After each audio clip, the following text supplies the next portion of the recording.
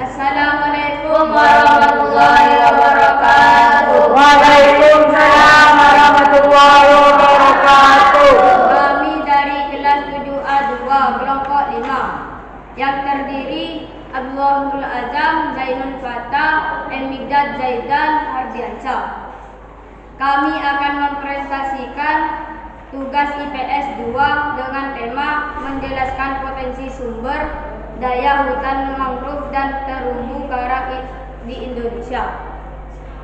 Status Indonesia sebagai negara kepulauan setelah ditetapkan sejak Deklarasi Juanda pada tahun 19.507 dan diperkuat dengan Konvensi Hukum Laut. Indonesia memiliki sekitar 17.500 pulau bergaris pantai sepanjang 81 km. Adalah sekitar 62% luas wilayah Indonesia adalah laut dan wilayah Indonesia adalah dikonfirmasikan dari data KPP luas wilayah daratan sebesar 1,91 juta kilometer, sedangkan luas wilayah perairan mencapai 6,32 juta kilometer. Sebagai negara maritim, Indonesia memiliki kekayaan laut yang amat melimpah.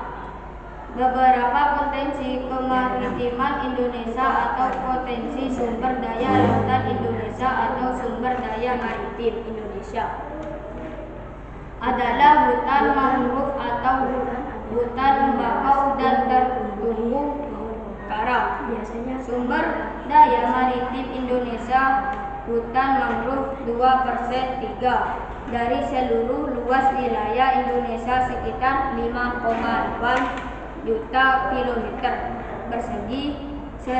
Salah satu potensi sumber daya maritim Indonesia adalah hutan mangrove atau hutan bakau.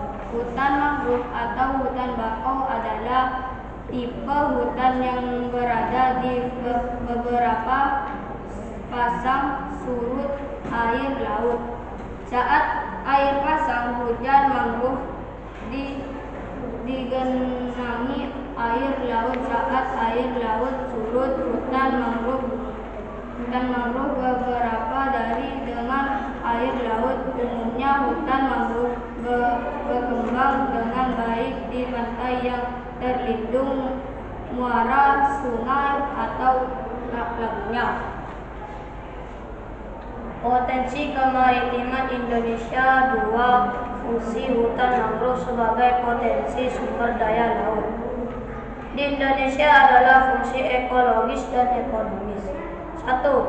Fungsi ekologis hutan mangrove adalah sebagai habitat binatang laut untuk berlindung, mencari makan, dan berkembang biak.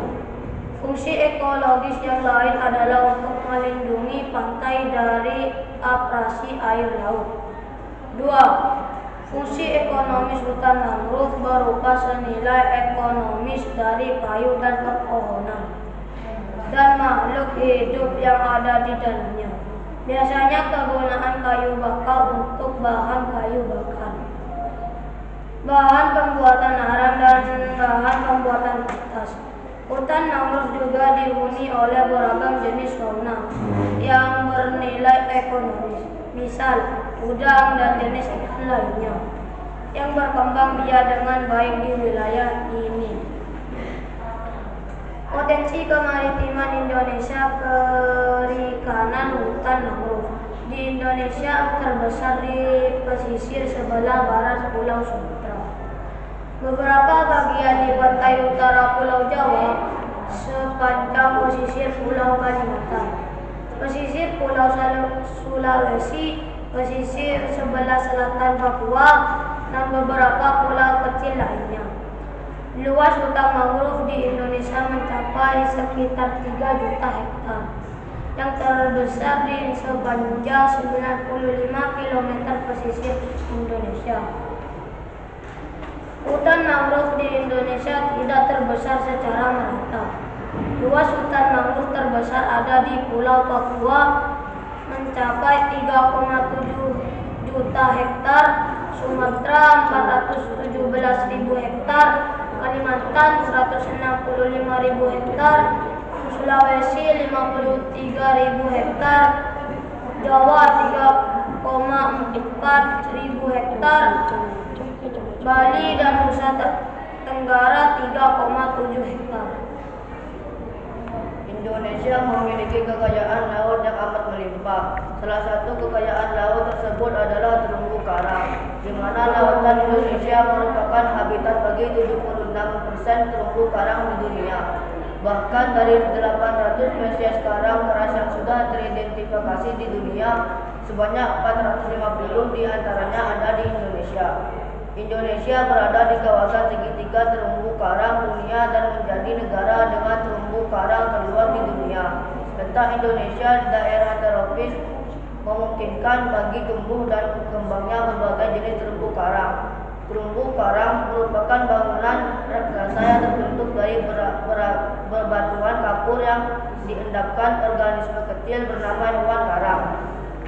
Jika ribuan hewan karang membentuk koloni, maka akan membentuk endapan kapur yang lama-kelamaan membentuk terumbu karang. Proses pembentukan terumbu karang berlangsung ribuan bahkan jutaan tahun. Potensi kekayaan terumbu karang Indonesia diperkirakan mencapai 569 jenis. Adapun kawasan yang memiliki terumbu karang terluas antara lain Sulawesi 864.000 hektar, Sumatera 478.000 hektar, dan Maluku 439.000 hektar.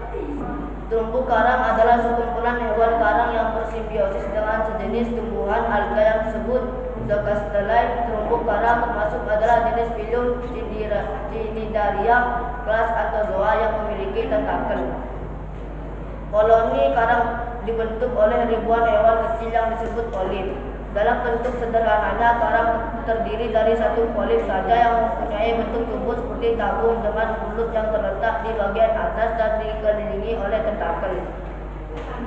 Namun pada kebanyakan spesies, satu individu polip karang akan berkembang menjadi banyak individu yang disebut koloni. Hewan ini memiliki bentuk unik dan warna beraneka rupa serta dapat menghasilkan CO3. Terumbu karang merupakan habitat bagi berbagai spesies tumbuhan laut, hewan laut, dan mikroorganisme laut lainnya yang belum diketahui. Manfaat terumbu karang: 1. Benteng alami untuk melindungi pantai dari hempasan ombak. Terumbu karang mampu mengurangi daya kecepatan ombak menuju daratan. Pantai yang terumbu karangnya rusak akan mudah mengalami abrasi. 2. Habitat bagi ikan dan biota laut lain. Terumbu karang menjadi tempat tinggal dan berlindung berbagai hewan dan tumbuhan laut. Akibatnya, terumbu karang menjadi sumber kekayaan hayati yang dapat dimanfaatkan oleh manusia untuk suplemen makanan dan obat-obatan. 3. Penunjang kegiatan pendidikan dan penelitian. Kondisi terumbu karang dengan keanekaragaman biota lautnya menarik untuk diteliti dalam rangka pengembangan ilmu pengetahuan sekaligus peningkatan kesejahteraan hidup manusia. Penunjang kegiatan wisata.